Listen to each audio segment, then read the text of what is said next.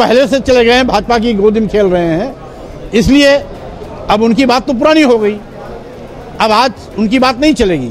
वो तो भाजपा की गोदी में पहले ही जाकर बैठ गए, इसलिए वो सपा के साथ गठबंधन में थे।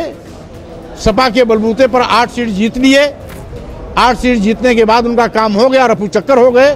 स्वामी प्रसाद मौर्य के चेहरे पर यह गुस्सा किसी और के लिए नहीं, बल्कि सपा के पुराने साथी ओम प्रकाश राजभर के लिए है।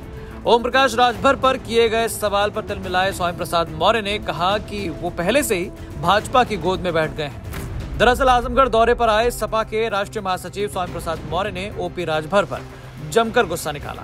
उन्होंने कहा कि एक बार हमारी पार्टी से नाता जब टूट गया तो वो दोबारा जोड़ने का कोई सवाल ही नहीं। ओम प्रकाश राजभर पहले से ही नीति बनाकर भारतीय जनता पार्टी के गोद में बैठना भी चाहते थे, इसीलिए कोई फर्क समाजवादी पार्टी पर नहीं पड़ता। पहले से चले गए हैं, भाजपा की गोदी में खेल रहे हैं, इसलिए अब उनकी बात तो पुरानी हो गई। अब आज उनकी बात नहीं चलेगी।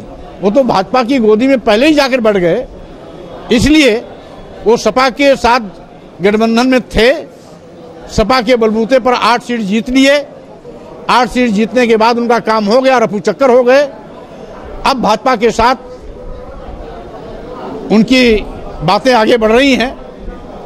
अब वो अगर सपा से उनको मोह होता तो सपा का साथ छोड़ करके भाजपा की गोदी में जाके नहीं बैठते। आप लोगों की पहल रही, जिससे एक बार धोखा मिल जाता है, बार बार धोखा खाने के लिए हम उससे बात क्यों करेंगे। इसके अलावा आपको बता दें कि पिछले दिनों भदोई में सुबह सपा के अध्यक्ष ओम प्रकाश राजभर गठबंधन को लेकर किए गए सवाल पर बोले कि उनके दरवाजे सबके लिए खुले हैं। वहीं इस दौरान उन्होंने अपनी ख्वाहिश भी बता दी। उन्होंने कहा कि हमें दिल्ली में सरकार नहीं बनानी, हमारी बहुत डिमांड नहीं होती है, बस हमारी ख्वाहिश है कि दिल्ली में हमारी उपस्थिति हो। भविष्य में इस तरह की चीजें हो सकती हैं, आप जा सकते हैं। देखिए, राजनीति में सब संभव है। हमारे दरवाजे सबके लिए खुले, कोई रोक नहीं है।